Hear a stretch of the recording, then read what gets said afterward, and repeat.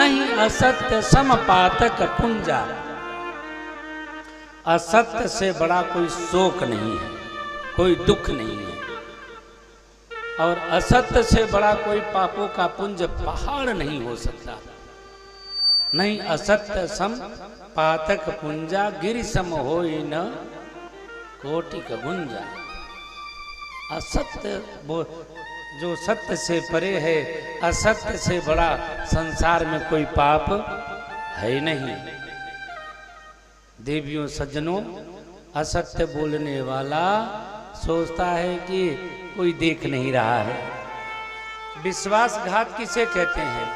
हमने मुंह पर कुछ बोला और पीठ पीछे कुछ कर दिया, इसे कहते हैं विश्वासघात, धोखा। कैसे है? मुख में राम बगल में छुरिया, राही को भटकाए रे।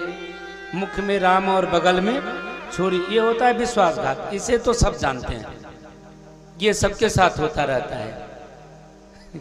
ये विश्वासघात जो है ये सबके साथ होता रहता है, कोई न कोई किसी न किसी को किए रहता है, दिए रहता है। तो इसका पता होता है कि इसने विश्वासघात किया, इसने किया, लेकिन ये वाला विश्वासघात दूसरे को नहीं पता चलता। कौन सा? असत्य बोलने वाला। नहीं असत्य सम पातक पुंजा। झूठ बोलने पर व्यक्ति अपने साथ में ही अपने आप के साथ विश्वासघात करता है, दूसरे के साथ में नहीं करता। किसी और के साथ में धोखा नहीं करता, खुद के साथ में करता है, खुद के ऊपर ही बीतता है। अभी कुछ दिनों से देवियों सज्जनों, सारे संसार से झूठ बोलो, सारे संसार से असत्य बोलो, झूठ बोलो, लेकिन जीवन में एक संकल्प हो। मैंने अपने जिंदगी में किसी एक व्यक्ति से, किसी एक पर्सन से जिंदगी में कभी झूठ नहीं बोलना। चाहे कुछ भी हो जाए, प्राण ही संकट में पड़ जाए, तब पर भी मैंने झूठ नहीं बोलना। किसी एक व्यक्ति, एक सज्जन का चुनाव करना चाहिए कि मैंने सबसे झूठ बोलना, लेकिन अमुक व्यक्ति से झूठ नहीं बोलना। बात समझ में आ रही? सबसे नहीं।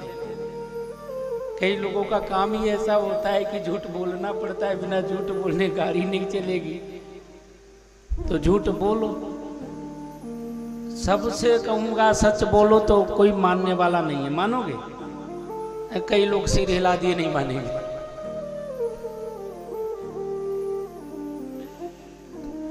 लेकिन इतना तो कर सकते हो कि मैंने अपने जिंदगी में किसी एक व्यक्ति, एक सज्जन से,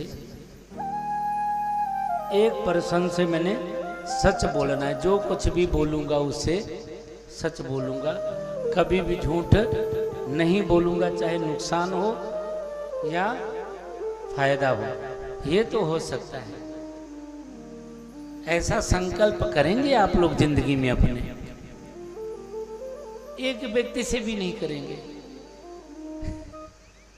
एक व्यक्ति अगर मेरे को कहो तो मैं तो जो है कितने लोगों के साथ में सच बोलने के लिए तैयार हूं, जहां मर्जी संकल्प करा कि जो बोलूंगा सच बोलूंगा। लेकिन आप लोगों को कितने से करना है? एक से।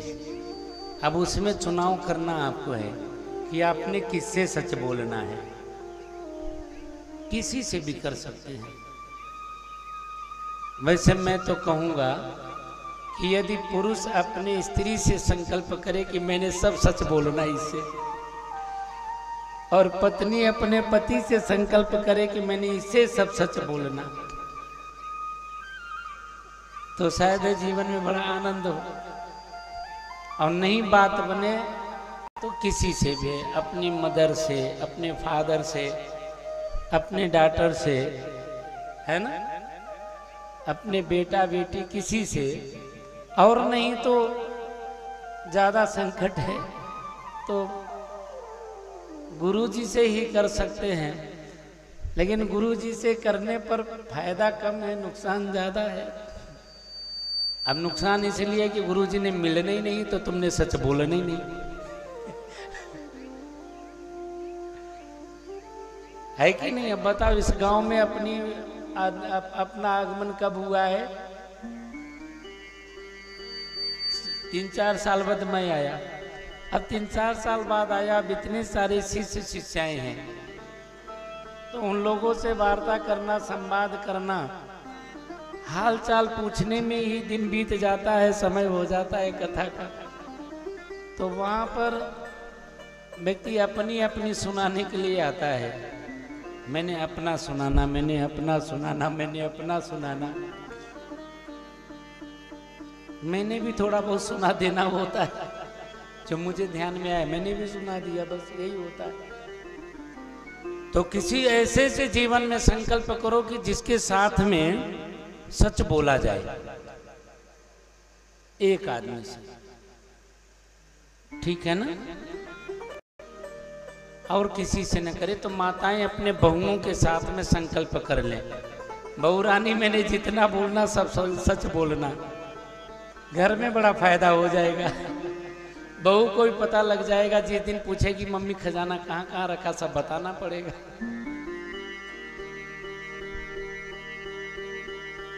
तो अपने अपने बहू के साथ में यदि साथ सच बोलने का संकल्प ले ले तो ज़्यादा अच्छा होगा।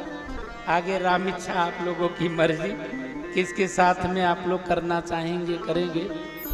लेकिन ये जीवन में एक संकल्प लो, एक धारणा अंदर में धारण करो, पैदा करो कि मैंने एक व्यक्ति से सच बोलना है। और जिस दिन आप एक से सच बोलने का संकल्प कर लेंगे, उस दिन से आपके जीवन में आनंद अनुभूति, आनंद की गंगा बहने लगेगी। ये जो सच्चिदानंद रूपाय विश्वोत्पत्त्यादि हेतवे तापत्रय विनाशाय श्री कृष्णाय वयं नुमः। ये वाला जो श्लोक है ना, इसका अनुभव होने लग जाएगा आपको कि इस श्लोक में जो कहा गया है मैंने अपने जीवन में वो धारण कर लिया। भागवत की कथा करने का और कराने का जो हमारा लक्ष्य है, हम उस ओर चल पड़ेंगे। हम 100 बार श्रीमद् भागवत महापुराण की कथा सुने, 100 बार सुनने के बाद भी यदि हमने अपने जीवन में सत्य धारण नहीं किया तो देवियों सज्जनों वो कथा भी क्या करेगी।